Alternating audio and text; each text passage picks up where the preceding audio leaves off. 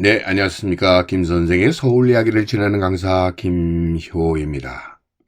이번 시간에는 마포 들머리 도화동이란 제목으로 말씀을 드려보도록 하겠습니다. 지금 이 도화동이라고 하는 곳이 마포 전체 행정동 중에서도 용산구와 마주보고 있는 동네이기도 하고 마포대로를 따라서 마포대교로 이어지면서 여의도 지역으로 나아가는 또 들어와드는 이 들머리에 해당되는 지역이 바로 이 도화동에 해당이 된다고 볼 수 있습니다.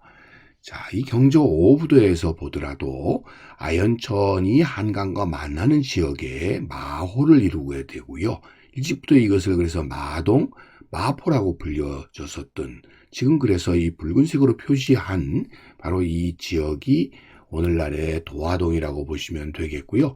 이 도화동은 용산 자락으로 이어지는 이 산 자락을 경계로 해서 오늘날의 용산구와 이렇게 마주보고 있다라고 보시면 되겠습니다. 자, 다시 오늘날의 지도로 확인을 해보게 되면 바로 이 붉은색으로 표시되어 있는 선이 용산구의 구 경계가 되겠고요. 그러다 보니까 이 구 경계를 기준으로 해서 이 서쪽 지역 전체가 도원동에 해당이 된다고 보시면 되겠습니다. 지금 보시는 이 용산이라고 하는 76m의 산을 자락이 한강으로 내려오면서 또 한 번 50m 남짓의 산 형태를 갖추다가 결국 한강과 만나게 되는데요. 이 동네를 일찍부터 용머리 두루백이라고 불리웠었던 동네가 되겠고요. 오늘날은 이곳에 이 쌍용 황금 아파트가 들어서 있는데요. 전체적으로 이렇게 산 자락이 이어져서 내려가는 곳을 중심으로 해서 지금 마포구 지역의 이 전체 지역이 도화동이 되겠고요.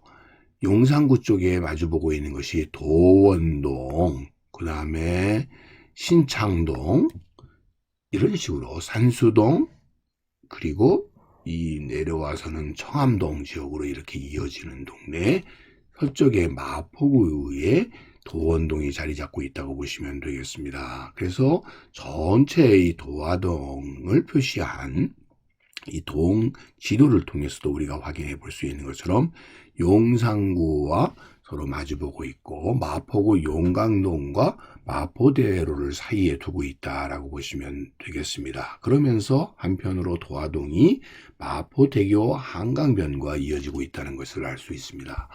이곳이 도화동이라고 하는 행정동명을 갖게 된 것은 일찍이 이곳이 복숭아꽃이 많이 피는 복사골이었었기 때문에 그러했다고 볼 수가 있겠고요. 조선 후기에 오게 되면 이 동네를 도화내동이라고 불렀었고 이것이 계기가 되어서 오늘날까지 도화동이라는 명칭이 나오게 됐다라고 볼 수가 있습니다. 일찍이 이 산비탈 동네인 이 도화동은 밤섬 쪽에서 여의도 밤섬 쪽에서 보게 되면 쪽빛 한강물과 분홍빛 복숭아꽃이 어우러져서 마치 무릉도원과 같았었다는 거죠.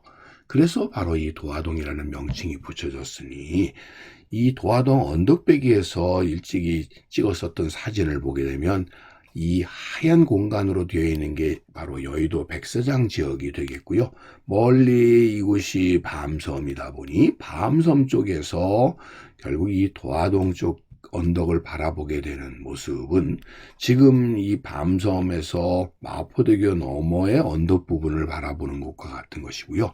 그러다 보니까 강물 위에 언덕배기에 분홍빛 복숭아꽃이라고 하는 것이 이렇게 얼비쳐서 아마 환상적인 모습이 아니었을까 싶습니다. 그래서 오늘날에 이 도화동이라는 명칭이 붙여졌고 도화동 일대에는 이렇게 복숭아 조형물로 있게 되고 이런 동상들도 조형물도 만들어져서 이곳에 도화낭자의 설화가 깃든 동네로 이렇게 스토리텔링화 되지 않았나 싶습니다. 그래서 오늘날 복사꽃 어린이 공원에도 이렇게 복사꽃들이 심어져서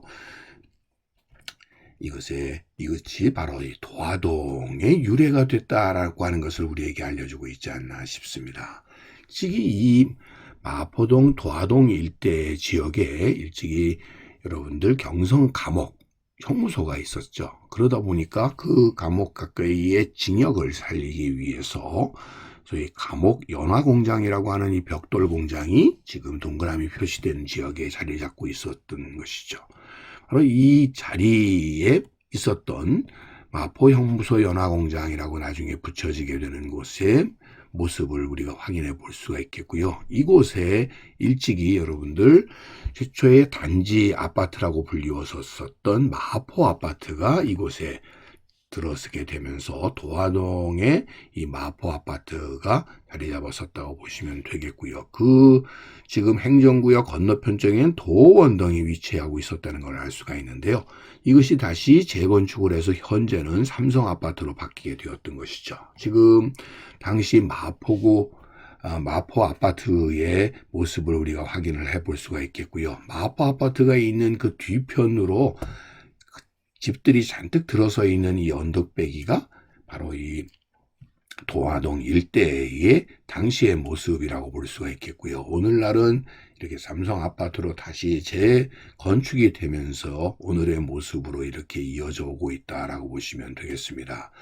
이 일대 공동역 가까이에 이 지금은 경보 주차장이라고 되어 있는 곳이 일찍이 경보 극장이 있는 곳이기도 해서 지금은 주차장의 흔적만 남아 있지만 이 산 동네 마을의 소위 문화의 공간의 중심을 이루기도 했었다라고 볼 수가 있겠습니다. 자, 그래서 이 도화동 관내도 건너편에 용산구의 도원동이라고 하는 것도, 그래서 이곳도 소위 복숭아산이라고 하는 도산이라는 명칭으로 사용이 되기도 했어서 오늘날은 도원동으로 이렇게 자리가 됐다라고 보시면 되겠습니다. 그래서 산천동부터 신창동, 영문동 등으로 이어지는 이 용산구와 경계를 이루고 있는 바로 도화동의 오늘날의 모습을 우리가 확인해 볼 수가 있겠고요. 결국 이 지금 지하철 5호선이 지나가는 마포대로를 중심으로 해서 그 서쪽편에는 용강동이, 그 북쪽으로는 공덕동이 자리 잡고 있다고 보시면 되겠습니다. 예전에 마포대로가 되기 전에 바로 이 언덕배기에 있었던 이 한강변을 끼고 있는 동네가 바로 이 도화동이 되겠고요.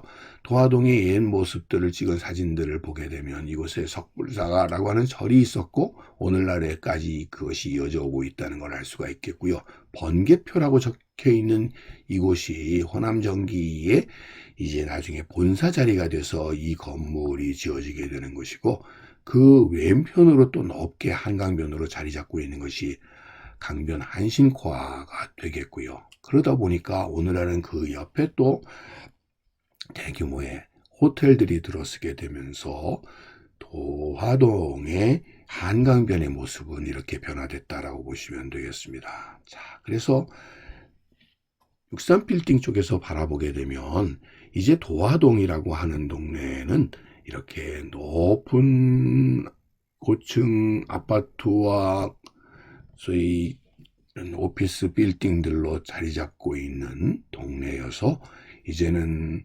복사꽃, 소위 복숭아꽃보다는 빌딩꽃으로 가득한 동네로 바뀌어버렸었던 마포구의 들머리에 해당되는 동네가 도화동이다라고 보시면 되겠습니다. 오늘은 복사골 도화동에 대해서 소개해 드렸습니다.